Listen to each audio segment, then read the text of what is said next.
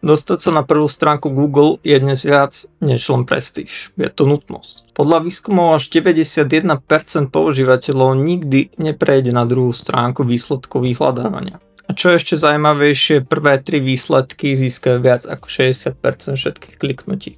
Ak teda váš web nie je medzi top výsledkami, pravdepodobne prichádzate o návštevnosť zákazníkov a obchodné príležitosti. V tomto videu si ukážeme osvedčené stratégie, ako sa dostať na prvú stránku Google. Bez podvodov, bez trikov, jednoducho poctivým SEO. Prejdeme si všetko dôležité od výberu správnych kľúčových slov, cez technické nastavenia webu až po tvorbu kvalitného obsahu a spätných odkazov. Cieľ: zviditeľniť váš web tam, kde ho ľudia skutočne hľadajú. Na Google. Aby ste sa mohli dostať na prvú stránku Google, musíte najprv pochopiť, ako Google vôbec rozhoduje, ktoré stránky zobrazí. Google prechádza tzv. Crawl, miliardy webových stránok pomocou robotov. Tieto stránky následne indexuje, teda ukladá ich do svojej databázy. Keď niekto niečo vyhľadá, Google sa v zlomku sekundy rozhodne, ktoré stránky sú najrelevantnejšie a najkvalitnejšie. To je proces, ktorému hovoríme hodnotenie. Google zohľadňuje stovky signálov, ale medzi tie najdôležitejšie patria obsah. Stránka má kvalitný, relevantný a dobre štrukturovaný obsah, ktorý zodpovedá na otázku používateľa.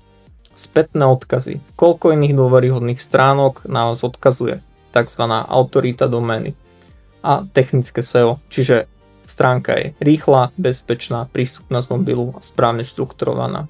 Google kladie čoraz väčší dôraz na tzv. EEAT, čo znamená experience, skúsenosť, expertise, odbornosť, authoritiveness, autorita a trustworthiness, dôveryhodnosť.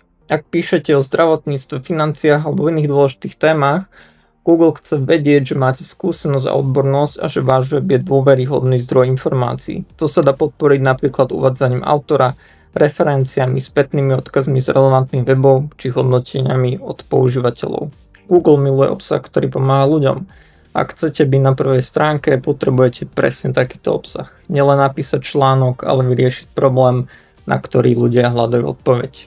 Začne tým, že zistíte, čo ľudia naozaj hľadajú. Pomôžu vám tým nástroje ako napríklad Google Keyword Planner. Základný nástroj vhodný najmä pre Google Ads, no dobre poslúžia aj pre SEO. SEMrush alebo Ahrefs sú to profesionálne nástroje, ktoré odhalia aj to, na aké slova sa umiestňuje konkurencia. Zamerajte sa na dlhšie frázy, long tail keywords, ktoré sú menej konkurenčné, ale často presnejšie a lepšie konvertujú. Optimalizujte nadpisy, metapopisy a štruktúru. Nadpis H1 by mal obsahovať hlavné kľúčové slovo, ale prirodzene nie na silu.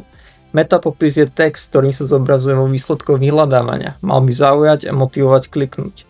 Členenie textu pomocou H2, H3 nadpisov zlepšuje čitateľnosť a pomáha Google pochopiť štruktúru obsahu.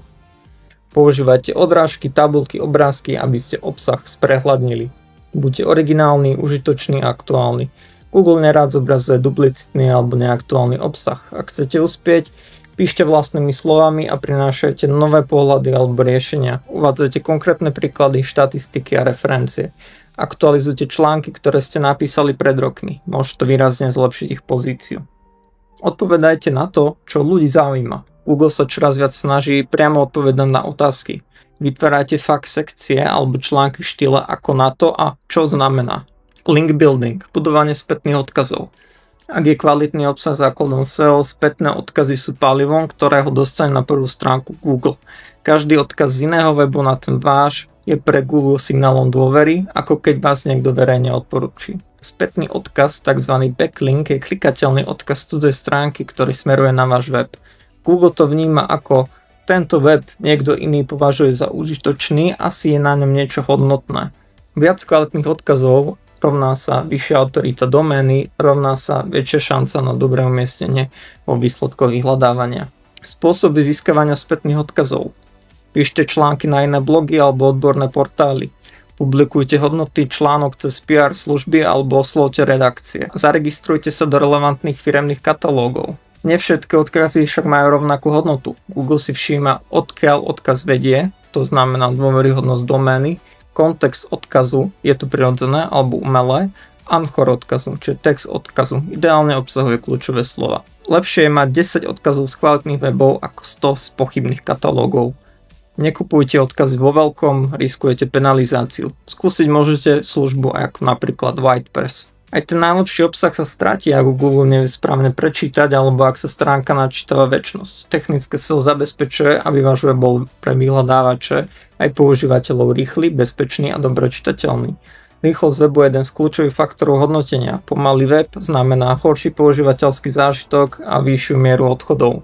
Používajte komprimované obrázky, napríklad WP, lazy loading. Aktivujte kešovanie, napríklad pomocou pluginov ako WP Rocket. Minimalizujte kód, minifikácia CSS, JS a HTML.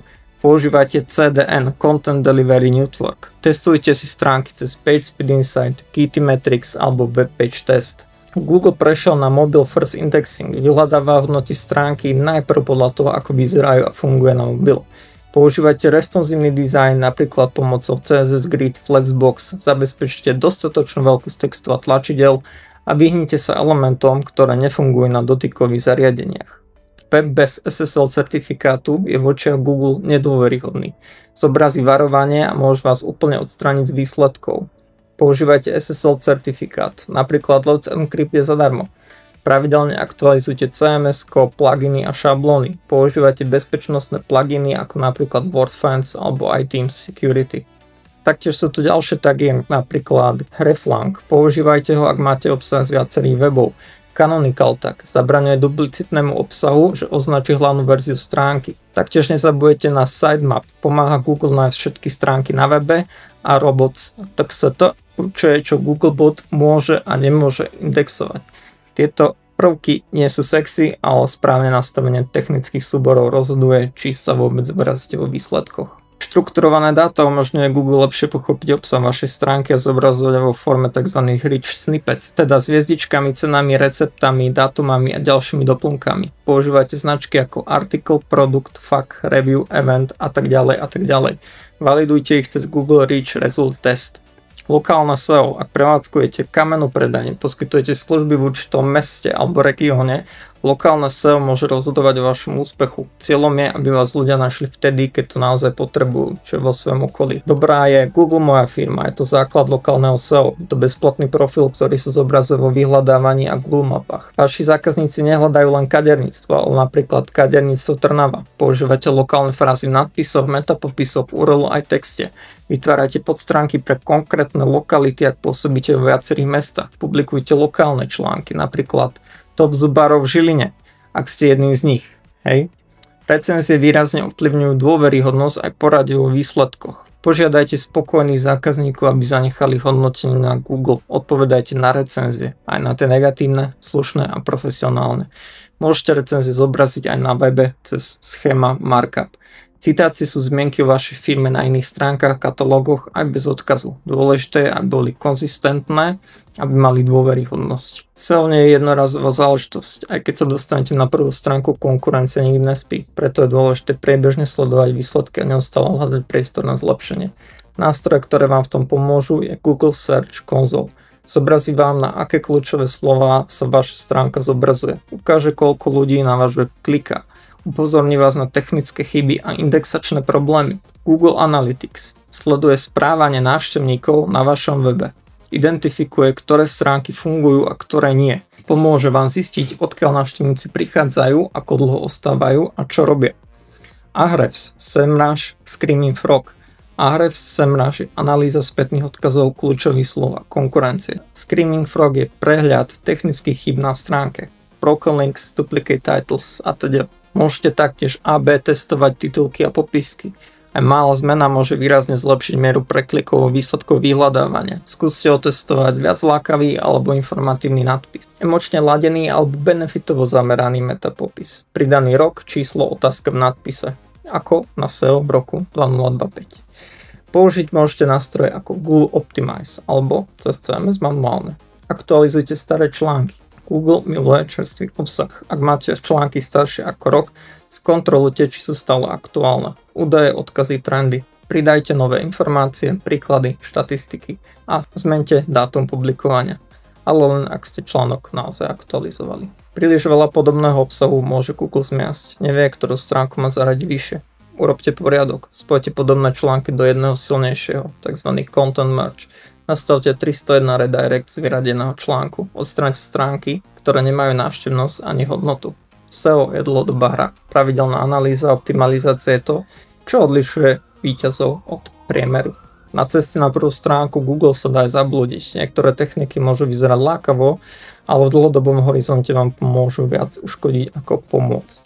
Sú ste najčastejšie chyby, ktorým sa radšej vyhnite. Kupovanie odkazov z pochybných zdrojov. Google vie veľmi dobre rozpoznať, keď sa odkazy kupujú len kvôli manipulácii výsledkov. Výsledok, penalizácia alebo plné vyradenie z výsledkov vyhľadávania.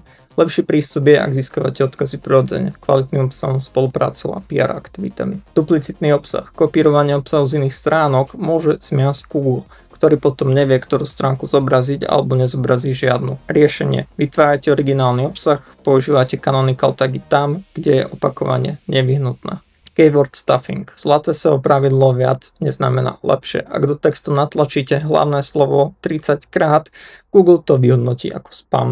Píšte pre ľudí a nie pre algoritmus. Používajte synonýmy, prirodzený jazyk, premyslenú štruktúru. Black hat SEO techniky. To sú praktiky, ktoré sa snažia oklamať systém. Napríklad skrytý text a odkazy, automaticky generovaný obsah, zneužívanie presmerovania, cloaking, ukazovanie iného obsahu Google inému užívateľovi. Google tieto techniky rozpozná a aktívne ich penalizuje. Zapamätajte si, cieľom SEO nie je manipulovať Google, ale pomôcť používateľom nájsť to, čo hľadajú.